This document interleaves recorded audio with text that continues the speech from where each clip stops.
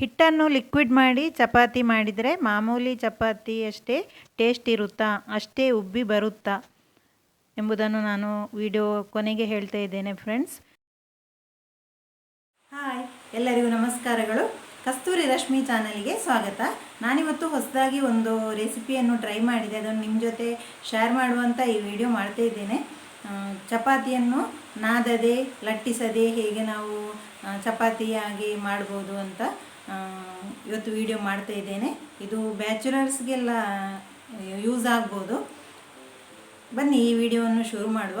ಅದಕ್ಕಿಂತ ಮೊದಲು ಯಾರೆಲ್ಲ ನನ್ನ ಚಾನಲನ್ನು ಇನ್ನೂ ಕೂಡ ಸಬ್ಸ್ಕ್ರೈಬ್ ಮಾಡದೆ ನೋಡ್ತಾ ಇದ್ದೀರೋ ಅವರು ಪ್ಲೀಸ್ ಸಬ್ಸ್ಕ್ರೈಬ್ ಮಾಡಿ ಮತ್ತು ಫ್ಯಾಮಿಲಿ ಫ್ರೆಂಡ್ಸ್ ಜೊತೆ ನನ್ನ ಈ ವಿಡಿಯೋವನ್ನು ಶೇರ್ ಮಾಡಿ. ಈಗ ವಿಡಿಯೋವನ್ನು ಶುರು ಮಾಡುವ. ನಾನಿಲ್ಲಿ ಒಂದು ಪಾತ್ರೆಗೆ 3/4 ಕಪ್ನಷ್ಟು ಗೋಧಿ ಹಿಟ್ಟನ್ನು ಹಾಕ್ತಾ ಇದ್ದೇನೆ.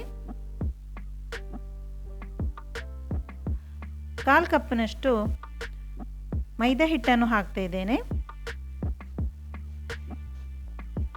ಈಗ ನಾನು ರುಚಿಗೆ ತಕ್ಕಷ್ಟು ಉಪ್ಪನ್ನು ಹಾಕ್ತಾ ಇದ್ದೇನೆ. 1/4 ಸ್ಪೂನಷ್ಟು ಉಪ್ಪನ್ನು ಹಾಕಿದೆ. 1/2 ಸ್ಪೂನಷ್ಟು ಎಣ್ಣೆಯನ್ನು ಹಾಕ್ತಾ ಇದ್ದೇನೆ. ನಾವು ಉಪಯೋಗಿಸುವ ಯಾವುದೇ ಎಣ್ಣೆಯನ್ನು ಹಾಕ್ಬೋದು. ಈಗ 1/2 ಸ್ಪೂನಷ್ಟು ಸಕ್ಕರೆಯನ್ನು ಆ್ಯಡ್ ಮಾಡ್ತಾ ಇದ್ದೇನೆ.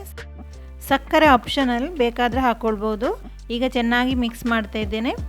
ನಾವು ವಿಸ್ಕರನ್ನು ಇದಕ್ಕೆ ಮಿಕ್ಸ್ ಮಾಡಲಿಕ್ಕೆ ಉಪಯೋಗಿಸ್ಬೋದು, ಯಾಕಂದರೆ ಗಂಟು ಅಷ್ಟು ಆಗೋದಿಲ್ಲ. ಈಗ ನೀರನ್ನು ಹಾಕಿ ಮಿಕ್ಸ್ ಮಾಡ್ತಾ ಇದ್ದೇನೆ. ನೀರು ನಾವು ಹಿಟ್ಟನ್ನು ಉದ್ದಿನ ದೋಸೆ ಹದಕ್ಕೆ ರೆಡಿ ಮಾಡ್ಕೊಳ್ಬೇಕು. ಅದಕ್ಕೆ ನೀರು ಎಷ್ಟು ಬೇಕು ಅಷ್ಟು ಹಾಕ್ಕೊಳ್ಬೇಕು.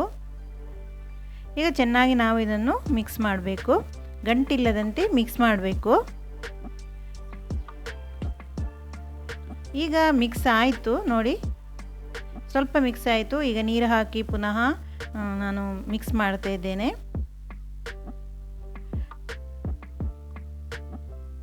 ಈಗ ರೆಡಿ ಆಯಿತು, ನಮ್ಮ ಹಿಟ್ಟು ಈಗ ರೆಡಿ ಆಯಿತು. ಈಗ ನಾನು ಒಂದು ಕಾವಲಿಯನ್ನು ತಗೊಂಡು, ಇದಕ್ಕೆ ತವಾ ಕಾವಲಿಯನ್ನೇ ನಾವು ತಗೊಳ್ಬೇಕು. ಸ್ವಲ್ಪ ಎಣ್ಣೆಯನ್ನು ಸವರಿ ಅದಕ್ಕೆ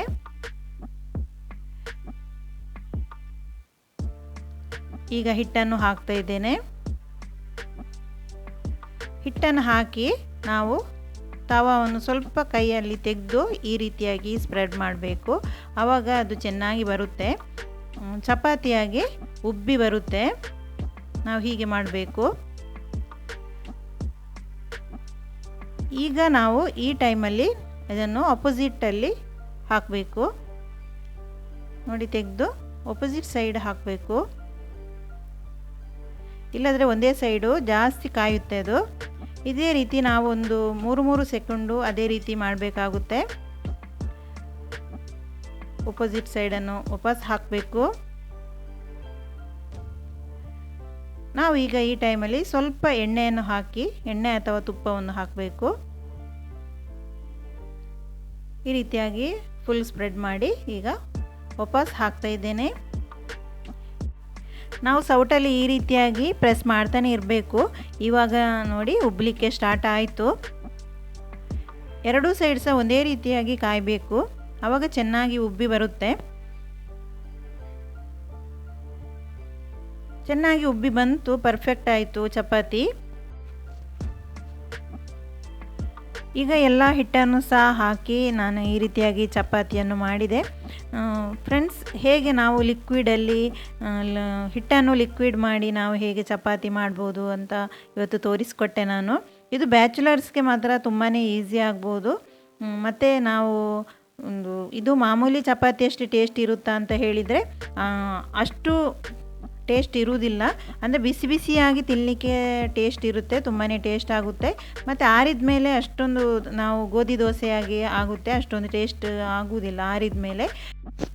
ಬ್ಯಾಚುಲರ್ಸ್ಗೆ ಈ ಲಿಕ್ವಿಡ್ ಚಪಾತಿ ರೆಸಿಪಿ ತುಂಬಾ ಯೂಸ್ ಆಗ್ಬೋದು. ಯಾರಿಗೆಲ್ಲ ನಾದಲಿಕ್ಕೆ ಲಟ್ಟಿಸಲಿಕ್ಕೆ ಗೊತ್ತಿಲ್ಲ ಅವರಿಗೆ ಇದನ್ನು ಮನೆಯಲ್ಲಿ ಸುಲಭವಾಗಿ ಮಾಡ್ಬೋದು. ಮಕ್ಕಳಿಗೆ ಸಹ ಇದನ್ನು ನಾವು ಮನೆಯಲ್ಲಿ ಏನು ತಿನ್ನಲಿಕ್ಕೆ ಇಲ್ಲ ಅಂತ ಹೇಳುವಾಗ ಮನೆಯಲ್ಲಿ ಸುಲಭವಾಗಿ ಮಾಡಿಕೊಡ್ಬೋದು. ತುಂಬಾ ಸಾಫ್ಟ್ ಇರುತ್ತೆ, ಸ್ವಲ್ಪ ನಾರು ಬಿಟ್ಟರೆ. ನಿಮಗೆ ಕಾಣ್ತಾ ಉಂಟು.